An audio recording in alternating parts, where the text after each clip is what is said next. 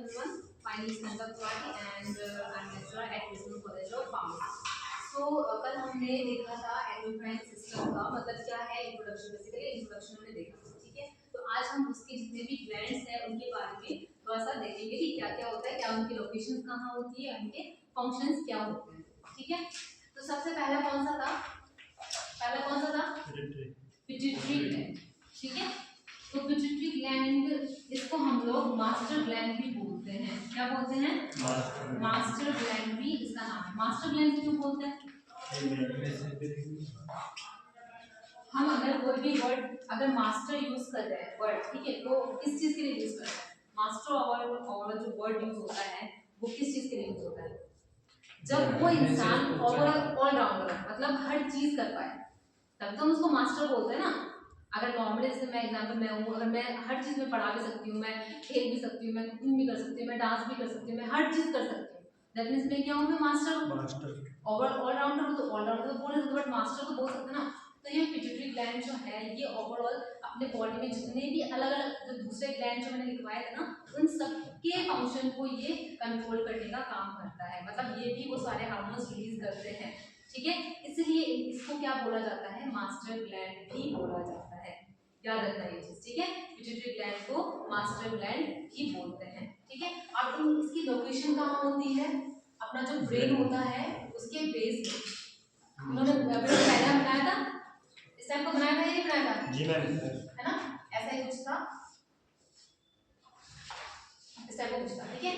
तो pituitary gland कहाँ पे पाया जाता है? जो अपना ब्रेन है वहाँ उसके बेस में, मतलब सबसे नीचे यहाँ पे बेस। बेस मतलब क्या होता है? नीचे, है ना, बेस, ठीक है। तो जो ब्रेन है उसके बेस में पाया जाता है कौन सा? Pituitary gland. इसके अलावा और तीन नाम लिखवाए थे, कौन सा था? एक तो हाइपोथैलेमस और एक पीनियल, दो लिखवाए थे। वो दोनों भी यहीं पे पाए जाते हैं, इसी के आसपास। यहाँ पे पीनियल हो जाएगा और यहाँ पे हाइपोथैलेमस, ठीक है। अब ये तीन लोकेशन कहाँ पे पाए? ब्रेन के बेसमेंट में। कितना समझ में आया? जी मैम। ठीक है। अब पिट्यूटरी का काम क्या क्या होता है कि जितने भी अदर ग्लैंड्स हैं उन सबको कंट्रोल करके रखना, ठीक है। इसके अलावा अगर कोई हार्मोन्स जैसे थायराइड ग्लैंड है या फिर एड्रिनल ग्लैंड है, अगर कोई हार्मोन्स रिलीज नहीं कर पा रहा है, उनका काम है हार्मोन रिलीज करना, अगर वो रिलीज नहीं कर पा रहा है तो ये उसको हेल्प करेगा। इसके अंदर भी मतलब वो कैपेसिटी होती है वो हार्मोन्स रिलीज करने की इन इमरजेंसी केस। अगर फिर ये कभी कभी क्या होता है कि हार्मोन्स रिलीज नहीं, जैसे डायबिटीज में क्या होता है, इंसुलिन की कमी हो जाती है ना, तो इंसुलिन भी एक टाइप का हार्मोन ही है या नहीं है? तो वो कहाँ से रिलीज होता है? पैनक्रियाज से होता है। तो पैनक्रियाज से मैंने नाम लिखवाया था इसमें ना, तो पैनक्रियाज से रिलीज होता है, ठीक है। अब कभी जिस जिस इंसान को डायबिटीज की बीमारी होती है वो क्या होता है, वो उसके शरीर में इंसुलिन का प्रोडक्शन स्लो हो जाता है या फिर प्रोडक्शन ही नहीं होता है, यही तो होता है ना कारण उसका। तो उस टाइम में अगर उसका स्टार्टिंग स्टेज है ना, तो अपना शरीर क्या करता है, पहले इनिशियली खुद को सही करने की कोशिश करता है, ठीक है। तो ये जो पिट्यूटरी ग्लैंड है ये क्या करेगा? इंसुलिन रिलीज करेगा कुछ टाइम तक के लिए, कि हाँ चलो ठीक है कुछ टाइम तक के लिए काम चला लेते हैं, तो ये रिलीज करेगा, मतलब करता है वो चीज मेंटेन करने के लिए। बट वो फिर लंबे समय तक अगर जैसे हमारे पैनक्रियास पूरी तरीके से खराब हो गया, प्रोडक्शन ही नहीं हो रहा है, तो ये पिट्यूटरी कितना साथ देगा? एक टाइम तक ही तो कोई साथ दे सकता है ना। तो उसके बाद क्या होता है, फिर हमें ट्रीटमेंट की जरूरत पड़ती है और हम बाहर से फिर इंसुलिन लेते हैं। बट कुछ टाइम के लिए तो इसने साथ दिया ना, आया नहीं? जी मैम। तो इसलिए इसको क्या बोलते हैं? मास्टर ग्लैंड बोलते हैं, क्योंकि ये हर फंक्शन को, जितने भी अदर ग्लैंड्स जो मैं अभी बताने वाली हूँ, उन सबको ये सपोर्ट करता है और सारे हार्मोन्स ये रिलीज करने का काम करता है। ओवरऑल इसमें सारे हार्मोन्स प्रेजेंट है, जितना भी मैंने 8-9 बताए हैं, वो सारे गुण बोलते हैं ना, क्वालिटीज, वो सारे इसमें प्रेजेंट होता है। क्लियर? इसलिए इसको क्या बोलते हैं? Master gland. और इसका लोकेशन का मैंने बताया दिया, ब्रेन के बेस, ठीक है। उसके बाद आता है हाइपोथैलेमस। अब हाइपोथैलेमस क्या होता है, मैंने तुम लोगों को बताया था, एक हमारे बॉडी का जो टेम्परेचर मेंटेन करने का काम होता है ना, बताया था मैंने, उसको क्या बोलते हैं? हीमोस्टैसिस। जो बॉडी का टेम्परेचर मेंटेन होता है ना, गर्म और ठंडा ऐसे चलता है, तो वो काम कंट्रोल करता है हाइपोथैलेमस, ये जो मैंने अभी बताया है, ठीक है। इसका फंक्शन हो गया टेम्परेचर मेंटेन करेगा।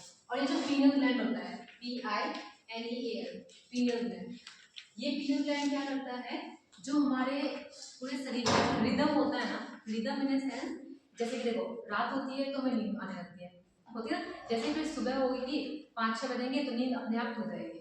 ये एक रिदम है ना शरीर का, कि दिन में जगना होता है, रात में सोना होता है, ऐसा क्यों? ये चीज है ना, मतलब सोचा कभी कि भाई ये चीज क्यों हो रहा है कि रात में क्यों नींद आती है? दिन में भी आती है वो, तो हम जबरदस्ती सोते हैं, बट ऐसे ओवरऑल नहीं आती है। अगर हम खाना खा लेते तो आलस आती है तो वो नहीं, बट ओवरऑल टाइमिंग जो बनाया गया है सोने के लिए वो दिन में नहीं होता है, रात में होता है। जैसे 9-10 बजे तो हमें नींद आने लगती है, ठीक है। तो ये क्यों होता है? ये जो हमारा पीनल ग्लैंड होता है ना, ये क्या करता है, जैसे ही सन मतलब धूप की रोशनी आती है ना, तो ये लाइक डीएक्टिवेट हो जाता है, ये जो होता है ना रिलीज होना बंद हो जाता है। और जैसे ही सूरज डूबती है, जैसे ही मतलब अंधेरा होता है, डार्कनेस होता है, तो ये जो ग्लैंड है ना, ये रिलीज होना, एक्टिवेट होना स्टार्ट हो जाता है और रिलीज होना स्टार्ट होता है। और जैसे इसका रिलीज ज़्यादा होगा तो ये क्या करता है, अपने पूरे बॉडी को रिलैक्स कर देता है, और अपना बॉडी जैसे ही रिलैक्स होगा तो हमें क्या आएगी, नींद आएगी, ठीक है। इस पीनल ग्लैंड क्या करता है, हमारे बॉडी का जो रिदम है उसको मेंटेन करने का काम करते हैं। क्लियर? तीनों का फंक्शन समझ में आया। Pituitary as a master gland कि ये सारे हार्मोन्स रिलीज करते हैं, ठीक है। हाइपोथैलेमस बॉडी का टेम्परेचर मेंटेन करता है, क्लियर। और पीनल ग्लैंड क्या करता है, बॉडी के रिदम को मेंटेन करता है। रिदम मतलब क्या होता है कि जो एक चीज फ्लो में चलता है उसी को तो रिदम बोलते हैं ना। जैसे अपन पॉइंट पढ़ते हैं तो पॉइंट में रिदम होता है ना, बनता है ना, लास्ट लाइन जो होता है उसके नेक्स्ट पैराग्राफ भी उसी से मैच करते हैं अपन, तो एक रिदम चला रहे हैं, है ना। तो वही होता है, जो अपना शरीर का भी एक रिदम होता है, बना हुआ है। पीनल ग्लैंड क्या करता है, रिदम को कंट्रोल करने का काम करता है, मेंटेन करता है। क्लियर? समझ में आया? Pituitary, hypothalamus and pineal. Locations कहां पे होती है इसकी, ब्रेन के बेस में, बेस मतलब सबसे नीचे वाले पार्ट, ओके। नेक्स्ट अब कौन सा है पिट्यूटरी के बाद,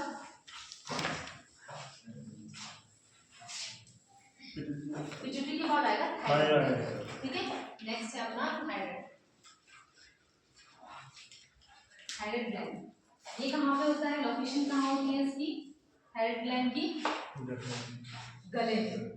कहाँ पे होता है, अपने गले, नेक वाले पोर्शन, इस वाले पोर्शन में, ठीक है। ये ना नेक का पोर्शन, वहाँ पे अपना क्या प्रेजेंट होता है, थायराइड, थायराइड ग्लैंड। और इसी के जस्ट पीछे क्या प्रेजेंट होता है, पैराथायराइड ग्लैंड, ठीक है। देखो जैसे आगे फ्रंट में कौन सा ग्लैंड है तुम्हारा, थायराइड ग्लैंड है, और इसके जस्ट पीछे अगर हम देखें तो पैराथायराइड, मतलब एक के पीछे, जैसे ये थायराइड हो गया, इसके जस्ट पीछे पैराथायराइड और ऐसे अटैच रहता है, क्लियर है। आगे थायराइड जाएगा, पीछे पैराथायराइड, क्लियर है ना। तो अब इनका काम क्या है, लोकेशन बता दी मैंने, नेक में है यहाँ पे, ठीक है। अब फंक्शन क्या होता है थायराइड ग्लैंड का, क्या फंक्शन होता है, ग्रोथ एंड डेवलपमेंट। शरीर, हमारा जो शरीर होता है, जो हमारे शरीर में जितने भी ग्रोथ वाला जो प्रोसेस होता है, जैसे हम बचपन से छोटे से फिर बड़े होते हैं, हमारा शरीर भी तो बड़ा होता है ना, डेवलप भी होता है, मतलब जैसे हाथ इतने छोटे थे, इतने छोटे बचपन में थे, अब कितना हो गया, बड़ा हो गया, सारा चीज ग्रोथ एंड डेवलप हुआ ही नहीं हुआ, तो ये सारा फॉर्म मेंटेन करता है थायराइड ग्लैंड करता है, ठीक है। बॉडी का जितने भी रेगुलेशन होता है, जितने भी ग्रोथ एंड डेवलपमेंट का प्रोसेस होता है, ये सारा फॉर्म मेंटेन करने का काम करता है थायराइड ग्लैंड। और ये क्या रिलीज करता है, T3 एंड T4, सुना है T3 T4, नहीं सुना,